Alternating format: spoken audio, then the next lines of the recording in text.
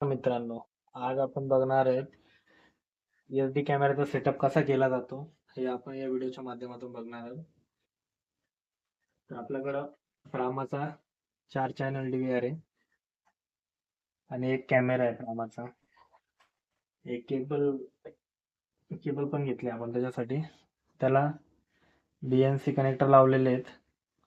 DC connector आपण लावले नाही कारण की आपल्याकडे पॉवर सप्लाय अवेलेबल नाही. तर आपण डायरेक्टली आपल्याकडं 12 व्होल्टचं एक अडॅप्टर आहे. 12 व्होल्टचा अडॅप्टर आहे.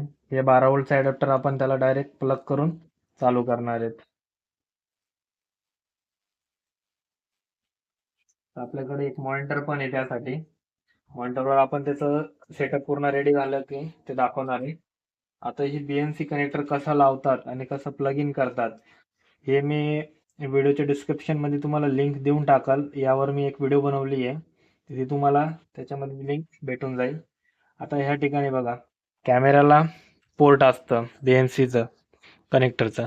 तर या BNC कनेक्टरला हे कनेक्टर असं टाकलं की प्लग करायचं आणि फिरून द्यायचं. हे असं प्लग होऊन जातं आणि मग त्याला कॅमेऱ्याला व्हिडिओ जाते, ज्याने आपल्याला ती व्हिडिओ स्क्रीनवर दिसते. ओके, ते हे कनेक्शन असं होतं.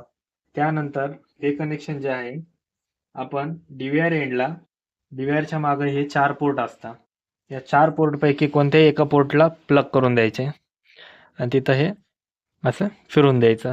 ओके, आणि आता इथं ही HDMI केबलचं पोर्ट आहे. हे HDMI केबलचं पोर्ट जे आहे ते आपण स्क्रीनच्या बॅक साईडला टाकणार आहे, स्क्रीनच्या HDMI पोर्टला. इथे VGA पोर्ट पण असतं आणि हे ऑडिओ इनपुट आउटपुट, हे द लॅन केबल. जर आपल्याला DVR ऑनलाईन ॲक्सेससाठी घ्यायचा असेल तर याचा उपयोग होतो. या केबल, लॅन केबल याच्यात टाकली आणि आपल्या राउटरमध्ये टाकले तर आपल्याला याला लॅन ॲक्सेस होतं. ते मी तुम्हाला स्क्रीनवर दाखवलं प्रॉपर. आणि हे USB कनेक्टर, इथं आता आपला हा माऊस कनेक्ट होणार आहे. हा माऊस आपल्या याच्यासोबतच आलेला आहे, DVR सोबत. हा माऊस पण त्याला कनेक्ट होईल. अशा ठिकाणी आता माऊस टाकलेला आपला. ओके, आता हा सर्व सेटअप तर आपण रेडी करून घेतलेला आहे. ओके, आता आपल्याला राहिलं काय, तर राहिलं म्हणजे आपलं पॉवर. आपण जी पॉवर देणार आहोत, जे DVR ला पॉवर देणार आहे, त्यासाठी पण आपण 12 व्होल्ट 1.5 अँपिअरचं अडॅप्टर यूज करणार, जे त्याच्यासोबत ऑलरेडी येतं. ओके, आणि पॉवर प्लग जे आहे, या ठिकाणी DVR वर मेन्शन असतं 12 व्होल्ट.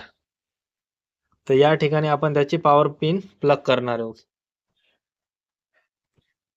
आणि हे बघा मित्रांनो, तुम्हाला अजून एक दाखवतो. या ठिकाणी पॉवर इंडिकेशन, हे जे 3 इंडिकेशन असतात DVR वर, हे पॉवर इंडिकेशन, हे असतं हार्ड डिस्कचं इंडिकेशन आणि हे असतं ऑनलाईन ॲक्सेसचं.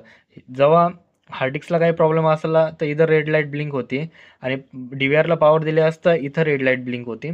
आणि त्यानंतर जर आपण DVRला इंटरनेट ॲक्सेस दिला आहे तर या ठिकाणी रेड लाईट ब्लिंक होते.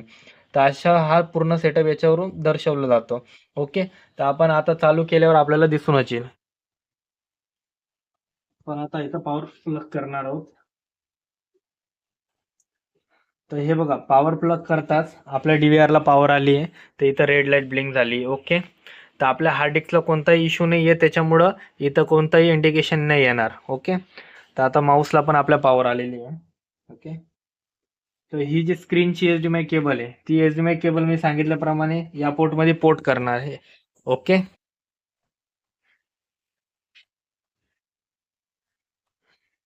ओके, अशा रीते आपण याला इन्सर्ट करून घेतलंय. या ठिकाणी आपण बघतोय आता आपला वायर सेटअप पूर्ण झालेला आहे. आता आपण स्क्रीनवर सेटअप केलेलं आहे, तर त्याचं सेटिंग आपण आता सुरुवात करणार आहे करायला. या ठिकाणी आपल्याला दिसतंय, हे बघा, हे याचं रिझोल्युशन आलेलं आहे. ओके, हे याच्यावर क्लिक करून आपण यस करायचं. ओके, त्यानंतर आपला DVR प्रॉपर परत एकदा चालू होणार आहे. तर DVR वर जो आहे, हे बघा, आपल्याला या ठिकाणी दिसतंय पासवर्ड वगैरे युजर ID मागतंय. तर या ठिकाणी आपण पासवर्ड त्याचा सेट करणार आहोत. हे बघा, हा सेकंड स्टेप पासवर्ड असतो. या ठिकाणी कन्फर्म पासवर्ड टाकावा लागतो.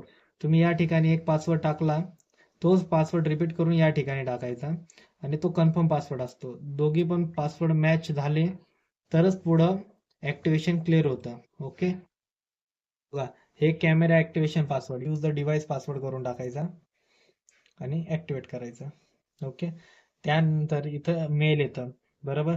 हा मेल आपल्याला जर हे बघा इथं please confer at least on password restart मेथडसाठी इथं आपल्याला मेल टाकावं लागतं. जर इन केस फ्युचरमध्ये कधी आपल्याला गरज पडली की पासवर्ड रिसेट कसा करायचा आहे किंवा पासवर्ड चेंज कसा करायचा आहे, तर याची गरज आपल्याला पडत राहते. अप्लाय केल्यानंतर मॅन्युअल कॉन्फिगरेशनवर जायचं, राईट साईडला इथं पॅटर्न येतं, इथं पॅटर्न आपण ड्रॉ करून द्यायचा. हा पॅटर्न 2 वेळा ड्रॉ करावा लागतो, मग तो कन्फर्म होतो. त्यानंतर इथं डेट टाइम वगैरे येतं. आता इथं डेट जे आहे 1/12/2025 जो सेटअप आहे, ज्या दिवशी आपण केलाय त्या दिवसाचा तो सेटअप येतो. इथं काही चेंजेस नाही करायचं. राईट साईडला नेक्स्टवर जाऊन क्लिक करायचं. इथं पण DHCP एनेबल वगैरे ते काही करायची गरज नाही आहे. हे जे असतं ते IP ॲड्रेस असतो, जेव्हा आपण LAN मध्ये नेटवर्कमध्ये येऊ ना त्या टायमाला हा कामात येतो. तर याच्या साधारणतः आता गरज नाही आहे. तर आपण याच्यामध्ये पण काही छेडखानी करायची नाही. नेक्स्टवर क्लिक करून पुढे चालू जायचं. ओके. ते आपण हे हार्ड डिस्क आहे मित्रांनो, याच्यात आपण ऑलरेडी 1 TB हार्ड डिस्क टाकलेली आहे. त्याची व्हिडिओ मी डिस्क्रिप्शनमध्ये त्याची लिंक देऊन टाकाल की हार्ड डिस्क तुम्ही DVR मध्ये कशी इन्सर्ट करता किंवा NVR मध्ये कशी इन्सर्ट करता. DVR NVR मध्ये सेमच इन्सर्ट केली जाते. हार्ड डिस्क त्याच्यात ही एक कॉमनच गोष्ट आहे, त्याच्यात काही लॉजिक नाही आहे वेगळं. ओके. ते या असं तुम्ही बघू शकता आणि त्यानंतर इथं नेक्स्टवर जाऊन क्लिक करायचं. ओके. तर हे बघा, हे असं स्टेटस दिसतो आपल्याला. त्यानंतर नेक्स्टवर परत जाऊन क्लिक करायचं. आता हे प्रामा ऑनलाईन आणि connection status offline, blinding status, बरोबर, आणि स्ट्रीम इन्स्क्रिप्शन आणि सर्व्हर IP.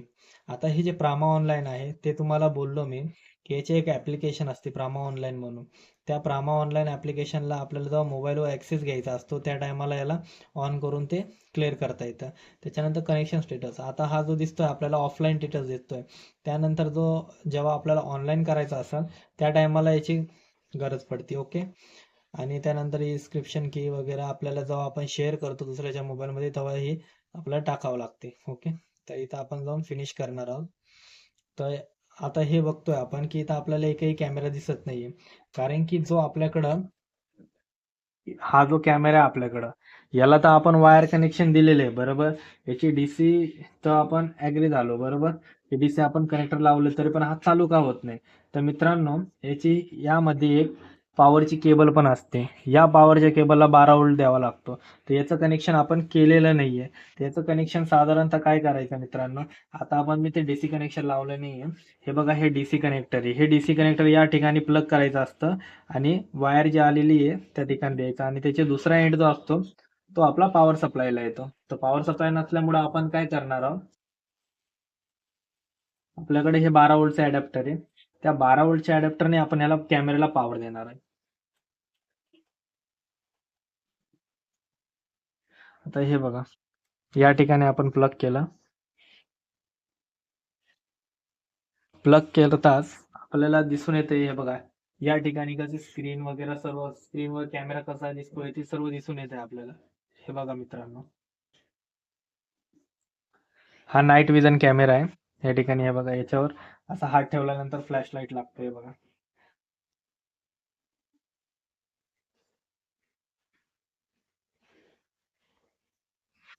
हे बघा मित्रांनो, कसा फ्लॅश लाईट लागला. हा असा कॅमेरा आहे. हा प्रामाचा फुल कलर कॅमेरा आहे. रात्रीमध्ये पण फुल कलर दिसतो याचा. हा फ्लॅश लाईट आहे. अशा प्रकारे आपण हे बघू शकतो. हे बघा, हा कॅमेरा कसा चालू झालेला आहे मित्रांनो. यामध्ये कोणतंही लॉजिक नसतं. असाच हा सेटअप पूर्ण रेडी केलेला असतो मित्रांनो. हा अशा व्हिडिओ बघण्यासाठी आमच्या चॅनलला सबस्क्राईब करा, व्हिडिओला लाईक करा आणि जास्तीत जास्त शेअर करा मित्रांनो. आणि आम्ही न्यू न्यू सेटअप हा तयार करत असतो आणि आमच्या चॅनलवर आम्ही ब्लॉग्स वगैरे हे सर्व टाकत राहतो आणि नव्या नव्या गोष्टी शिकण्यासाठी आमच्या चॅनलला सबस्क्राईब करा, व्हिडिओला लाईक करा आणि जास्तीत जास्त शेअर करा. अशाच प्रकारे तुम्ही 4 चॅनलचा DVRचा सेटअप करू शकता आणि इतरही पुढं तो DVRचा सेटअप तुम्ही रेडी करून पुढं करू शकता मित्रांनो. व्हिडिओ चांगले वाटले असेल तर व्हिडिओला लाईक करा, शेअर करा आणि जास्तीत जास्त शेअर करा. थँक्यू.